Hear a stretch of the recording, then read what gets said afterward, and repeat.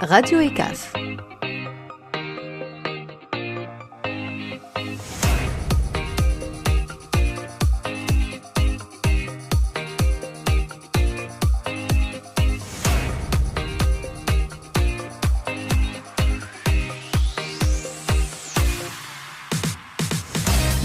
Bienvenue à toutes et à tous sur Radio ECAF pour une émission pas comme les autres. Aujourd'hui, nous vous emmenons au voyage sans quitter vos écouteurs. Direction le monde de la francophonie, un monde riche de langues, de culture et d'histoire. Installez-vous confortablement, c'est parti.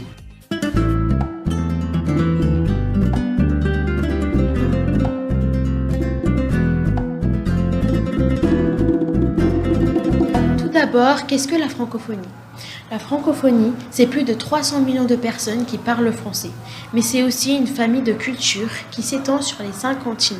On y trouve des pays comme la France, le Sénégal, le Québec, la Tunisie, le Liban, la Suisse, la Belgique et bien d'autres. Chaque pays y apporte sa couleur, ses expressions, sa musique, sa cuisine. Bref, la francophonie, c'est le goût du monde en français. Je suis malgache. Je suis camerounaise. Je suis béninoise. Je suis burundaise. Je suis burkinabé. Je suis française. Je suis congolais. Je suis togolaise. Je suis haïtienne. Je suis tchadienne. Je suis sénégalaise. Je suis malienne. Je suis comorien. Je suis gabonaise. Je suis rwandais. Je suis djiboutienne. Nous avons la chance aujourd'hui d'accueillir une invitée très spéciale, Madame Sana Dahmani, professeure de français à l'Université de la Princesse Noura. Bonjour et merci d'être avec nous. L'invité.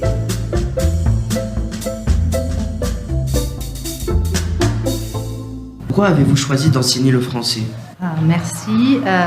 Bonjour d'abord et merci pour cette invitation. Alors pourquoi j'ai choisi d'enseigner le français pour 2 raisons. D'abord, j'ai grandi au milieu des livres. Ça incite à la lecture. Et puis j'ai eu la chance, comme vous, d'avoir des institutrices, ensuite des enseignants qui m'ont fait aimer la langue française.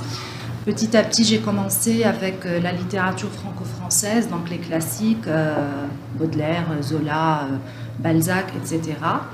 Et en fin de parcours à l'université, j'ai découvert les littératures francophones, donc les littératures africaines, les Caraïbes, la Suisse, la Belgique, le Canada, etc. Pour vous, qu'est-ce que la francophonie ? Alors moi, je ne dis pas la francophonie, c'est plutôt les francophonies, parce que comme tu l'as dit dans ta présentation, il y a plusieurs littératures francophones. C'est vrai qu'il y a la langue française en commun, ça c'est le point de départ. Mais après, on s'approprie la langue, en fait. Et on a notre imaginaire, on a notre manière de s'exprimer. Il y a un vocabulaire différent. Donc déjà, on va incorporer à la langue française standard des mots de notre culture, comme des mots basiques comme jalabéa, par exemple, qui est entré dans le dictionnaire. Ou alors, à Haïti, pour dire un café, on appelle ça un café lave-les-yeux, qui n'existe pas dans le français standard, parce que ça lave les yeux, ça permet de se réveiller en fait.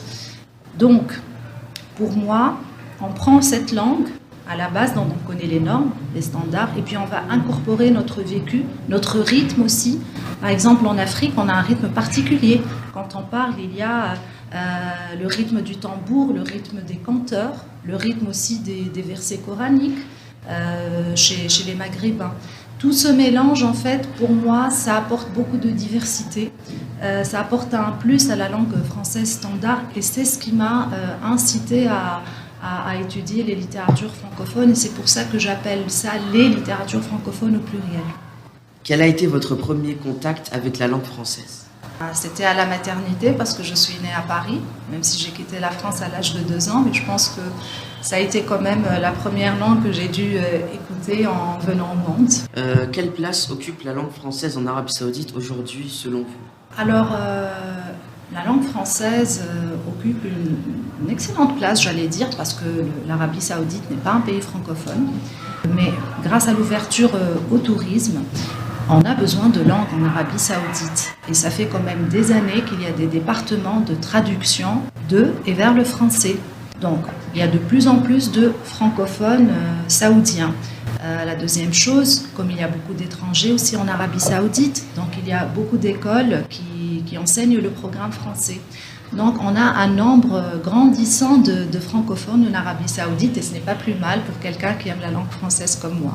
Qu'est-ce que vous aimez le plus dans la langue française? C'est une question difficile. Alors, j'aime bien la musicalité déjà de la langue française. C'est une langue que j'aime bien écouter, que j'aime beaucoup lire. Et puis, toute langue, elle est corrélée à un imaginaire. Donc la littérature française m'a toujours fascinée. Et quelque part, on se met à aimer une langue, souvent, parce qu'on aime la culture qui est derrière. Je suis tombée dans la littérature française très très jeune et après, avec des études plus poussées, j'ai aimé aussi la construction de la langue française qui est assez rigide, assez épurée. Et en même temps, on peut se permettre de la tordre de temps en temps dans un processus de créativité.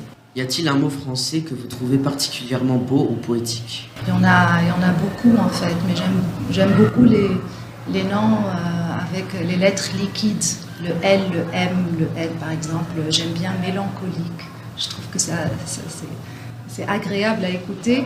Et paradoxalement, ce n'est pas un mot très gai, hein, mais Oui. moi, quand je l'écoute, je voyage un peu. Dernière question, si vous pouviez faire découvrir un seul livre ou une seule chanson francophone aux élèves de l'ECAF, lequel ou laquelle choisirez-vous? Alors pour le livre, sans hésiter, c'est Les fleurs du mal de Baudelaire que j'avais découvert à 12 ans. Et depuis, ce recueil ne me quitte plus, c'est mon livre de chevet. Je ne pars jamais en voyage sans mon recueil de Baudelaire, c'est vrai. Et alors pour la chanson, en fait, il y a 2 chansons que j'aimerais vous faire découvrir. La première, parce que d'abord c'est chanté par Aznavour, qui est l'un de mes chanteurs préférés. Et dans la chanson, en fait, le monsieur, il essaye d'écrire une lettre à sa bien-aimée, sauf qu'il n'est pas très fort en orthographe. Et donc, la chanson, elle est faite avec des jeux de mots.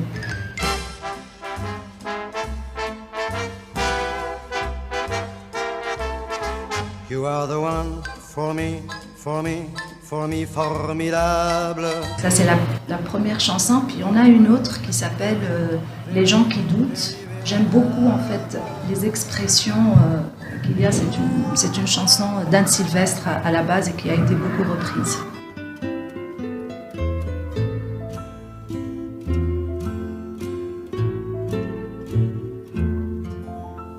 J'aime les gens qui doutent, les gens qui trop écoutent leur cœur se balancer. J'aime les gens qui disent et qui se contredisent et sans se dénoncer. Nous continuons avec les mots qui voyagent. Voici notre capsule poétique. La langue française est un butin de guerre que nous avons conquis. Nous l'avons prise, mais nous l'avons aussi enrichie. Et voici quelques vers d'André Chédid. Les mots me sont des liens, des racines, des mains, des chemins vers demain. Il y a un mot que j'aime particulièrement, c'est le mot bonheur. Ce mot me fait sourire rien qu'en l'entendant. Et toi, quel mot français te fait rêver? Moi, c'est lueur, parce qu'il y a toujours une lumière, même dans le noir.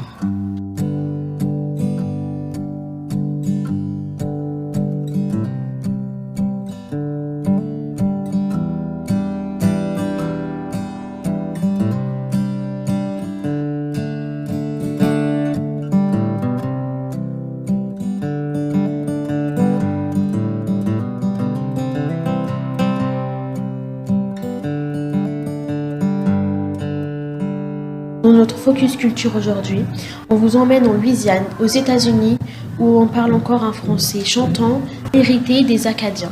Là-bas, on célèbre le Festival international de Louisiane, un mélange de musique créole, africaine et francophone.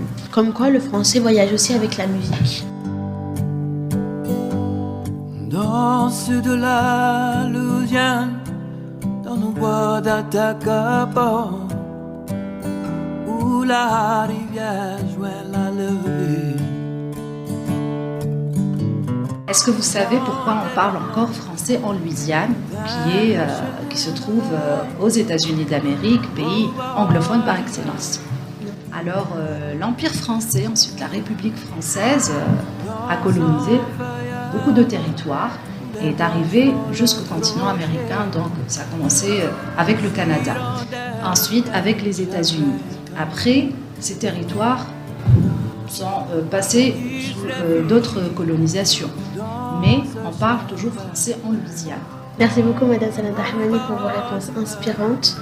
Grâce à vous, nous avons compris que la langue française n'est pas qu'une langue, mais une clé pour découvrir le monde. Merci beaucoup et à très bientôt sur Radio ECAF. Tiens-moi serré encore, reste avec moi, on va le chien vert au bord du lac Bijou. C'était l'année dans 57, la première fois je les ai vus. Aujourd'hui, on a voyagé sans quitter notre studio. Grâce à cette langue commune, le français qui relie tant de peuples et de cœurs. Et souvenez-vous, dans chaque mot, il y a une histoire, une émotion, une voix. Radio ECAF.